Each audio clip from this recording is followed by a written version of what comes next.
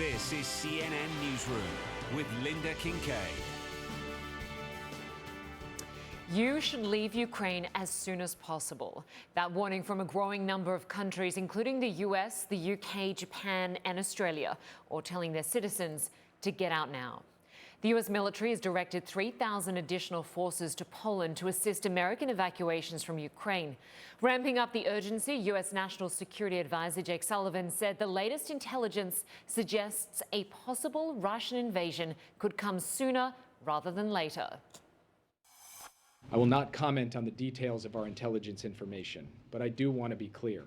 It could begin during the Olympics, despite a lot of speculation that it would only happen after the Olympics. So you now believe that Russia has all the forces it needs to mount a full-scale invasion of Ukraine?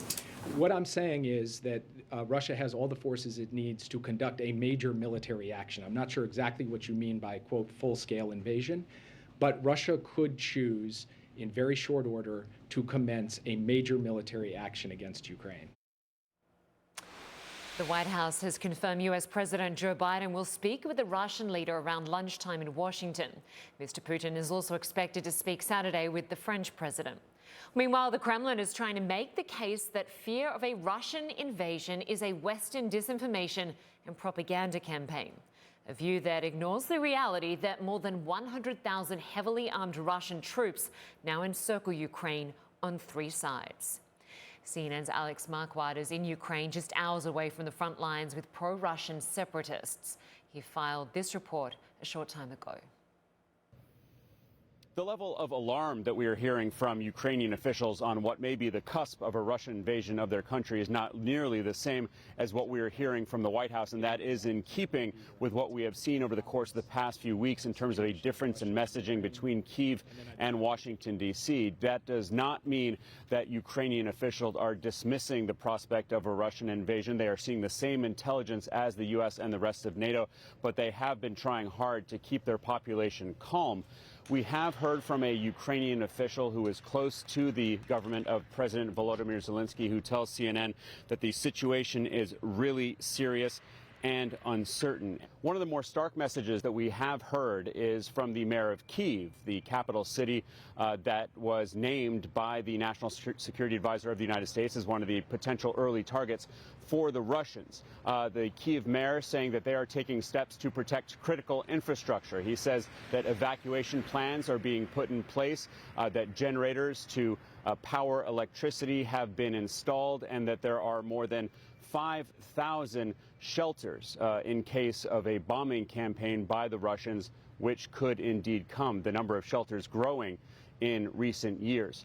The Ukrainian government has also warned of potential provocations by the Russians, made up pretexts to justify an invasion. This is also something that the United States and others have warned could be coming. Now, there is still some daylight between Ukraine and Western countries, as countries like the U.S. and the United Kingdom tell their citizens that they need to leave Ukraine and draw down non-essential members of their embassies. A spokesman for Ukrainian President Volodymyr Zelensky saying that the security situation has not changed enough to justify that just yet. And in the streets of Ukraine, we're also seeing a bit of the daylight about the expectation of what could happen both in Kyiv and here in Dnipro in central Ukraine. People are out and about. On a Friday night, they were in restaurants and bars and cafes. When I spoke to several people here in town, they said that they are not thinking about what the Russians may do, that they are going about their lives as normal. Of course, that could change the very second that Russia crosses their borders. Alex Marquardt, CNN, Dnipro, Ukraine.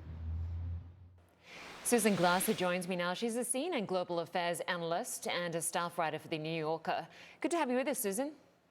Thank you so much, Lynda. So there seems to be a growing urgency here in the US and also Europe today, with nationals in Ukraine being told to leave. Do you see signs of an imminent attack or some sort of either full invasion or perhaps some sort of action in the east in the Donbass? Well, look, the very clear message is coming out of Washington and the Biden White House today, essentially saying there is no path forward at the moment for diplomacy. They seem to really have moved their communications around this to a different level, urgently telling Americans who are in Ukraine to leave within the next 24 to 48 hours.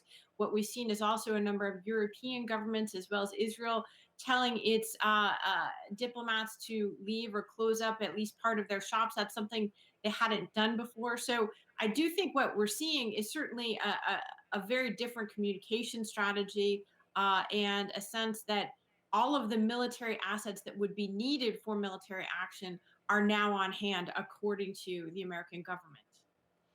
And Susan, I'd love to get your perspective on what you make of the fact that the US intentionally declassifying and releasing intel and what it thinks Russia might do to provoke a response.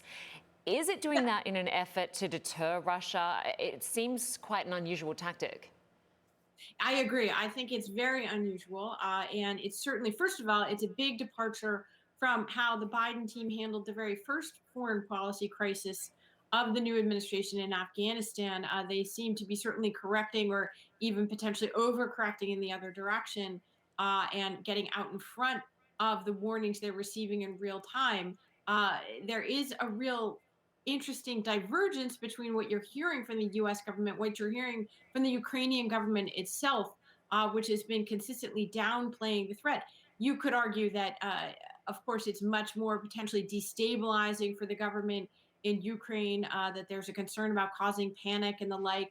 But I haven't seen anything like what we're seeing out of Washington in terms of the real time communication of information. Perhaps they think that they're simply exposing Russian machinations in hopes of forestalling them. That's another scenario here, but not yet is it clear.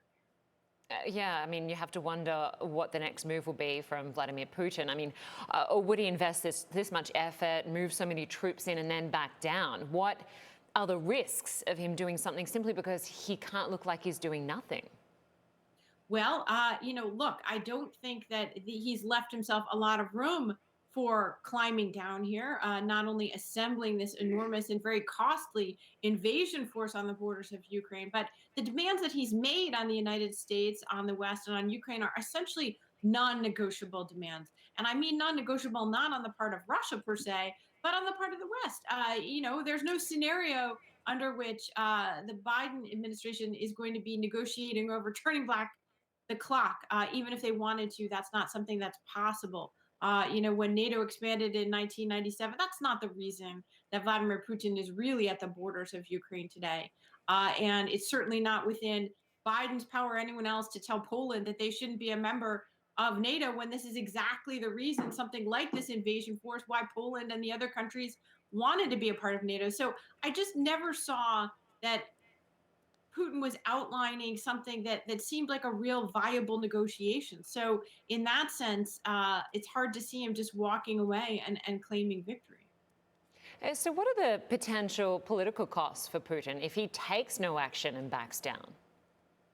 Well, that's the other interesting thing, is that it's hard to see a scenario where he can just claim victory. But the flip side is actually going forward with a military invasion of Ukraine. I think it's fair to say is potentially catastrophic for Vladimir Putin, and the costs on the Russian people would be very high indeed. Not just in terms of the sanctions, but militarily. I think there's real potential risks in the longer term to Putin's government inside Russia. So I mean, he's embarked on a high stakes gamble here that does seem somewhat out of keeping with what we've seen of Vladimir Putin for the previous 20 years. This is a very, very high stakes game at this point, either way. Susan Glasser, as always, great to get your analysis. We appreciate your time. Thanks so much. Thank you very much.